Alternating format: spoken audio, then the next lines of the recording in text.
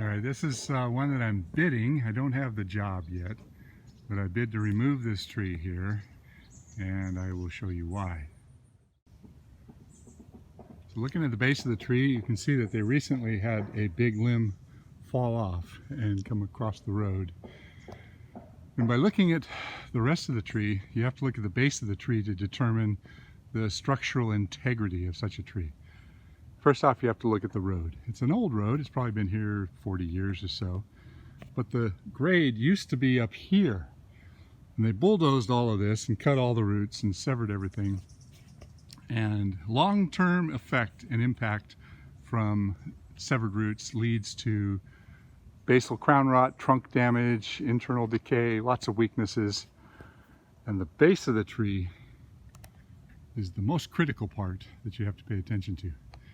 You can't look at the foliage. You can't say, oh, it looks nice and green. You have to look at the structural integrity of the tree itself.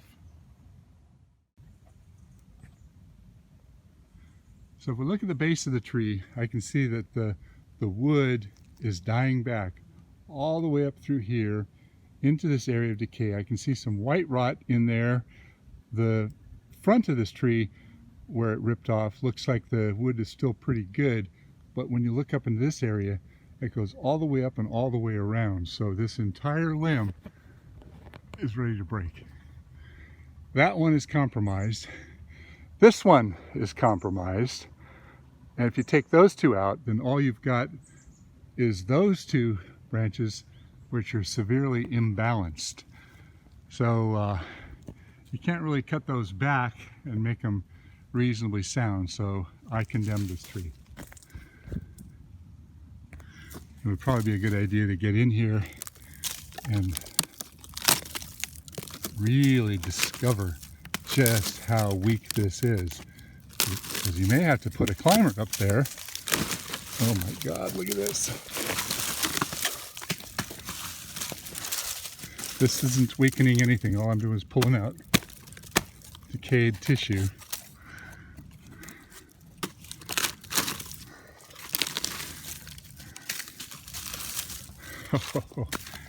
So that weakness goes down into here, which is affecting this. You can see all the cracking that's going on, the decay that's associated with that. To me, this is a no-brainer. This thing has got to go before it falls down. We've got some active insect activity in here, probably ambrosia beetle, which is a boring insect that gets inside. You can see there's some termite damage in this part of the failure. And you can see the white strands in here. That's the first stages of white rot fungus. And you can see that there's a bit of a, I'm saying termites, it could be carpenter ants, probably termites that move into these areas of decay. The termites are not the problem, but they are certainly a symptom of something that's going to happen. It was interesting, I was looking around the property and I found a lot of other strange anomalies from past times. Let's go take a little hike.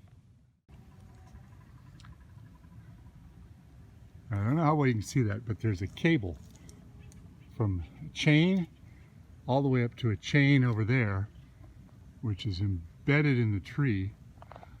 So this cable is what's supporting this tree that's towering over the house. So this tree has become dependent upon that cable, and I went up and checked it. The cable's really, really tight, and it's cabled to another oak tree, which is dying.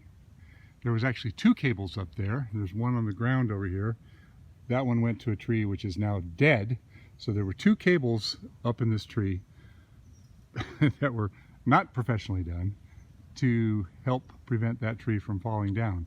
I did not see a lot of decay at the base of the tree, but now the tree is entirely off balance on this side. This is another interesting one. There are two cables on this tree. There's one coming down to the base of this tree, and there's one that's just hanging. I have no idea where that was, probably attached to this stump over here, which is no longer there. And let's go down and take a look at those. Those are kind of interesting.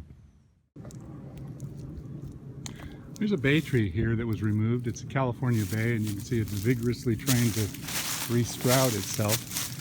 Looking at the wood, it seems like this was possibly a sound tree with all this active tissue. It's interesting to second guess after the fact, but a lot of people cut down bay trees because it has been shown that bay trees will harbor the disease Phytophthora ramorum, also known as sudden oak death.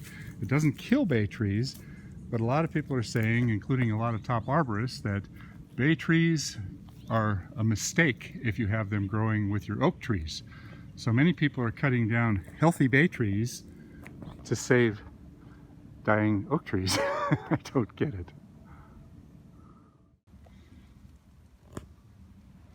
So somebody thought that this was a good idea, to put a chain around the tree, and the chain is embedded in the back of this tree, and put a cable on it almost straight up and down, and there's a chain up there which is completely embedded in that other tree. I don't know if you can see that or not. It's really hard to see, but the chain is actually cutting off this other section of the tree. So if you look at this, let me zoom back out here, it's pretty tight. And I can move that whole tree, and there's a second cable, it looks like a newer cable, that was also attached to that same chain up there that went over here somewhere. So look at that chain over there. That's also, there we go. That's also embedded in that tree. And that one, the guy told me that there was two cables going up to that tree, and one of the trees died. And the second cable is attached to that tree, which only has about 5% of the foliage it needs to survive. So my question is, what happens when that tree dies? What happens when all of a sudden that cable that has an extreme amount of strain on it suddenly relaxes because that tree either falls over or it no longer has any structural support? Does that sudden relaxation put an unnecessary amount of strain on this tree that has grown dependent upon the cable? I think so. What's my recommendation? Considerable weight reduction on this tree if he wants to keep it, as well as this one and this one, because this is attached to all that. And the base of this tree is concrete. This is all concrete in here. Oh, look at that. That's kind of cool. There's a penny. Let's see what the date of that penny is. Maybe that was an indicator. Somebody shoved a penny in the concrete when they did that a long time ago. All of this is concrete over here. This is concrete over here. This is all decay. This area down here is showing signs of dieback. There's a little bit of life in here, but all this decay is likely connected to that decay, which is the top support for all that weight that goes over their balcony. They've stubbed back this tree many times, so these are just basically big bush trees. So I'd get rid of this one. I really would. I think this is an extreme hazard.